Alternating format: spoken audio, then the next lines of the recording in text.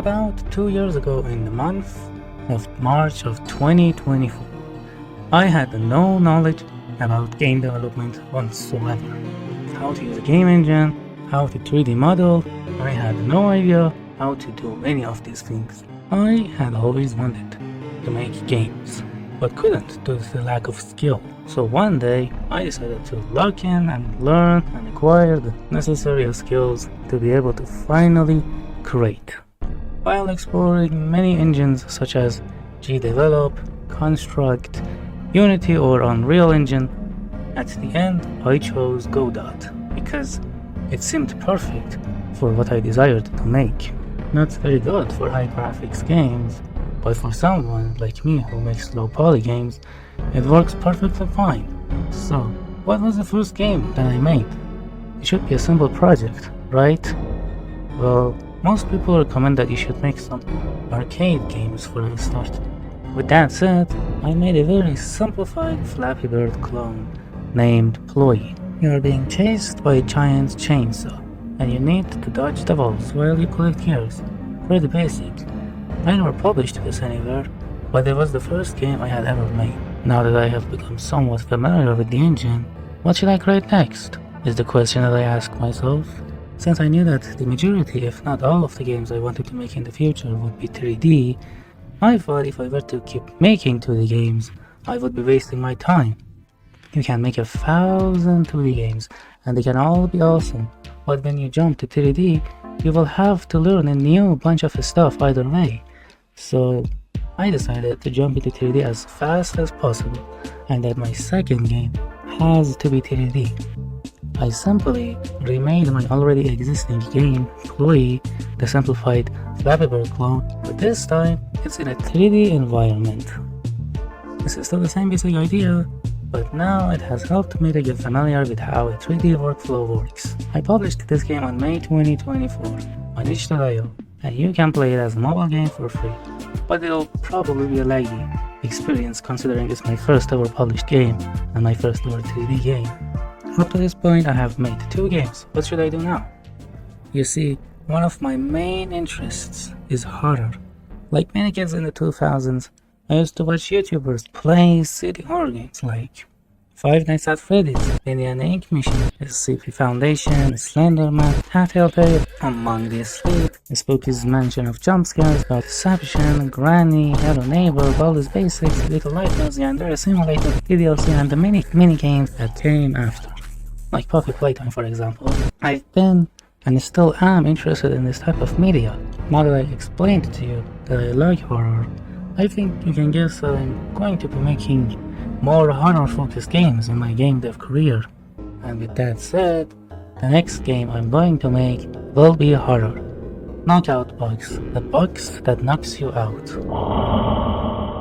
This is officially my first ever horror game and my second published game.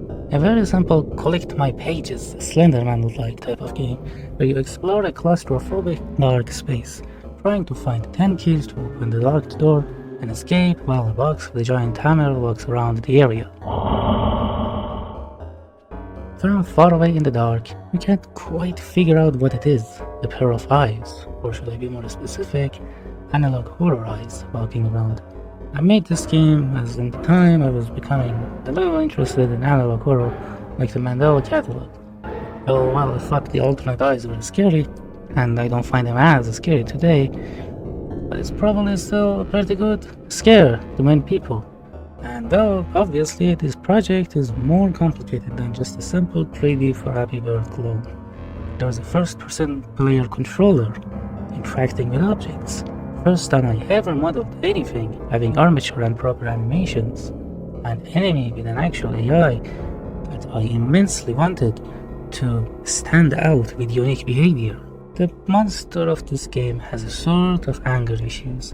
If it finds you, it will chase after you to knock you out with its giant hammer. If you successfully escape and outrun the monster, it will go into a temporarily rage mode where it runs super fast around in the map, and since this is a claustrophobic space, you might just happen to be in the middle of its path, and since it's going super fast, you will shatter into pieces as it runs through you. It's a very simple game as I explained. It's just to collect items while an AI wanders around the map. But I mean, I guess you can say it's my first proper game that isn't arcade. I shared the game around on social media and attempted to email some YouTubers to market the game.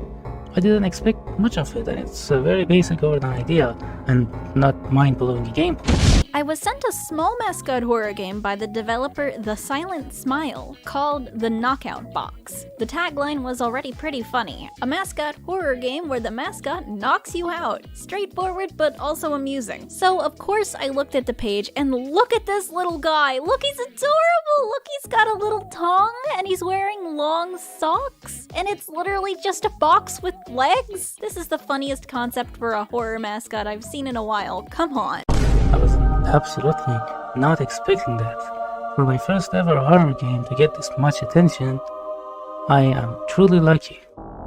So I of course have to continue making more games. The next game I made is called Roll, a game where a giant rolling ball wanders around, and you better hide in the gaps or you might get crushed. Now this game is basically just like the previous game that I made. You go around finding levers instead of keys, another collect my pages type of game that has some ups and downs. The ups, there are more enemy types with unique mechanics in this game, like weeping angels, landmines, sneaking around and not getting caught, and you have an additional axe in this game, and a couple of more things. While the downs, if I had to say for myself, is that the environments in this game are a bit less interesting to look at compared to the previous game I made. I get lost a lot more easily. I never got lost because, well, I made the game. Of course, I know the map like the back of my hand. So up to this point, I have made 4 games. I of course made some tiny prototypes here and there, trying new stuff, learning more things, watching tutorials. I even made a very short 10-minute game where, since the idea was only good in my head and it didn't appear that special to me, and well, it was a complete playable experience, I never published it and decided to put it aside. Then the next game that I made was The Silent Mansion, a third-person platformer horror game. This is my first release project, and I have many things to say about it.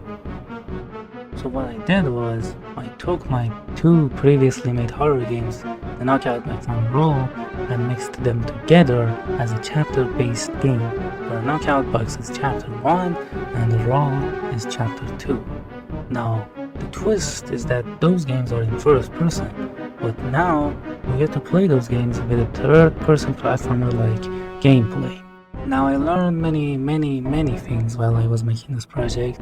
I realized I made many mistakes with this one. I learned some optimization tactics that I previously did not know about, for example, occlusion culling.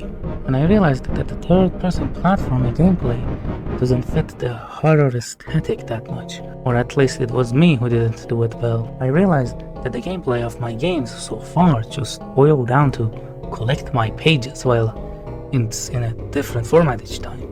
And this game that I was making started to leave a bad taste in my mouth. While I started to gain a better perspective on how to do this game right, I came to the conclusion that the core idea of a third-person platformer horror game isn't that interesting, or at least it's not interesting to me personally anymore. And I feel like no matter how much time I spend on it, I cannot fix this project because I just do not like working on it, and it has many flaws. So I decided to cancel it and put it aside, and I renamed this project to Silent Mansion Origin. You can play this game for free just like my other games, and it's just that it'll only have 2 chapters, which is basically Roll and Knockout Box, but in third person. I kept the ideas that I had for the future chapters of this game and entirely remade Silent Mansion. But now instead of it being a third-person platformer, it's now a first-person survival horror. A sort of gameplay more fitting for a horror game, like Resident Evil, or Silent Hill, or even My Friendly Neighborhood. I'm only naming these because they are famous examples of survival horror. I'm not comparing my game to these. Obviously these games are much better. You see, I started to ask myself a question. Would I be playing my own game if someone else made it? For the original Silent Mansion, I would say no. If I can't be bothered to play my own game if someone else made it, how can I expect other people to play my game? So I decided to make Silent Mansion a first-person survival horror, and I can confidently say that if someone else made this game, I would play it. The project will be 5 chapters, and as I'm making this video, I have published 2 chapters of Silent Mansion, and it's all free to play right now. I am currently working on chapter 3. If you want to play a first-person survival horror game, this might just be the game for you. Art style of the game is unique and stylized. You will play as a little girl from a silent world of black and white. You wander into an ominous living mansion that is rumored to have a gateway inside, a gateway to a better realm. In order to escape from this hellish world of black and white, she goes into the search of this gateway. But what dangers live inside the walls? One way to find out. I basically had a bit of a problem with my games not having a good gameplay, so I decided to change that with this game. Now there is actual combat where you can defend yourself, resource management, an inventory where you can craft, a map where you backtrack, puzzles and much more. And while it's not perfect, it's definitely better than nothing and just collecting items and walking around. I'm sure the more games I publish, the more I do, the more I will improve. Now besides all of this, I also participated in some game jams, as those can be helpful. In total, I have participated in 3 game jams. The Mythmania Horror Game Jam, hosted by SCG and Horror Visuals. We must make a horror game in 2 weeks. I made a very simple game named The Rolling Crow, which you go into a mall at 3 AM to buy milk. Funny, I know. While a giant crow statue, which is the mascot of the mall, acts in a rather strange manner. I made this game inspired by an analog horror episode called The Rolling Giant, the oldest view released by Kane Pixels, which just published the Backrooms movie, and it is also 20 years old. That is very important information.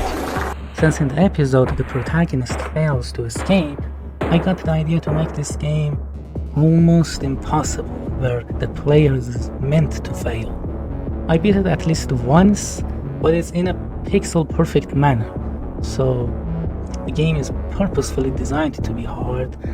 So please don't attempt to beat this game. There is no ending, it's just a text that says you won. Do not attempt to beat this game, you will go crazy. So yes, there's not much to say about this game. It's not crazy special. But interestingly, this is the first ever game jam I joined.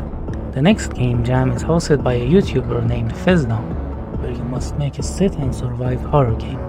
I decided to make a little fun FNAF inspired game called The Two Fake Night, which basically has some clicker gameplay elements and FNAF gameplay elements.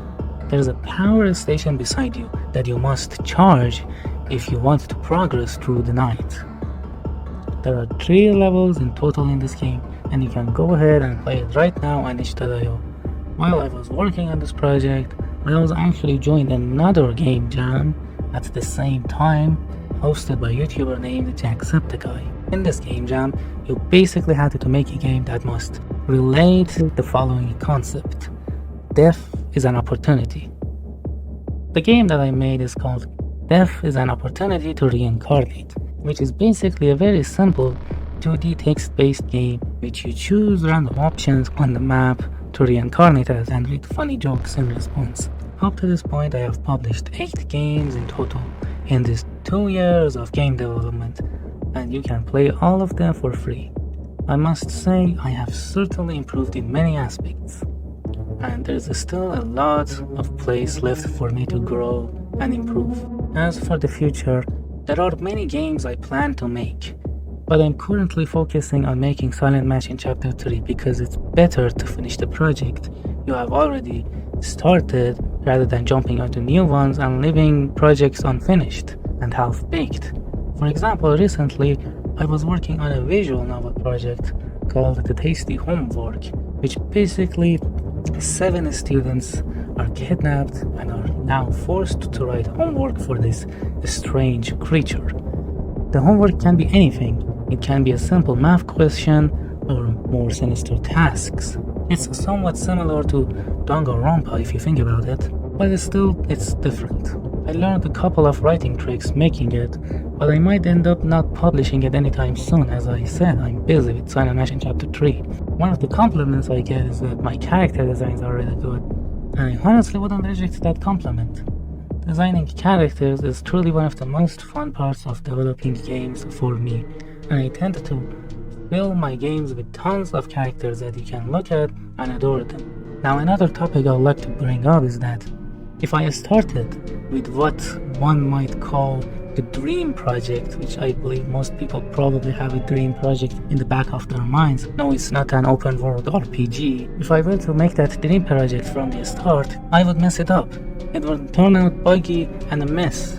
So what I'm practically doing right now is gaining experience and learning. Not that I don't like the projects I'm making right now, I actually do like them.